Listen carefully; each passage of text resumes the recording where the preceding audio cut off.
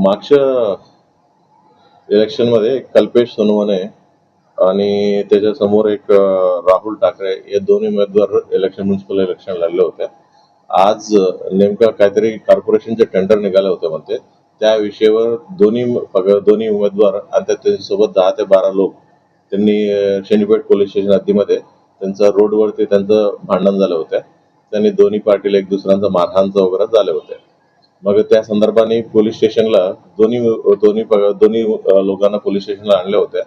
मग त्यांच्या दोन्ही लोकांचा फिर्याद नोंदवणं चालू होत्या. एकाला एका रूम मध्ये, दुसऱ्याला दुसऱ्या रूम मध्ये त्यांना बसून घेतलं. मग ही जेव्हा घटनाच्या रोडवरती मारामारी झाला होता तेव्हा राहुल ठाकरे ह्या माणसं तिथं नव्हते. मग ते अचानकपणे पोलीस स्टेशनला आलं आणि जेव्हा ही फिर्याद नोंदवत असताना आणि माझ्या बहिणीला तुम्ही शिव्या दिला मी नसताना असं ते बोलत, म्हणजे त्याचं जो फिर्याद नोंदवत होता वडील आहे त्यांना मारण्यात केलं होतं. मग तिथे पोलीस स्टाफ होते त्या रूम मध्ये आणि बाहेर पण होते.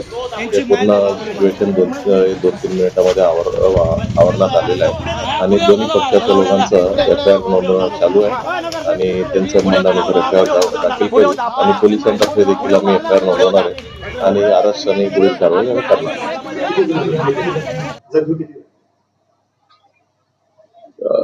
म्हणजे ही पूर्ण घटनामध्ये 3 लोक जखमी झाला असं माहिती पडतंय.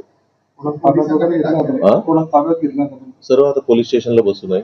म्हणजे आम्ही एक्झॅक्टली म्हणजे त्यांचं फिर्याद काय आहे आणि किती लोकांचं इन्व्हॉल्वमेंट आहे हे तपास करून निश्चित करतो. आता घटना होऊन फक्त 1च तास झालेला आहे.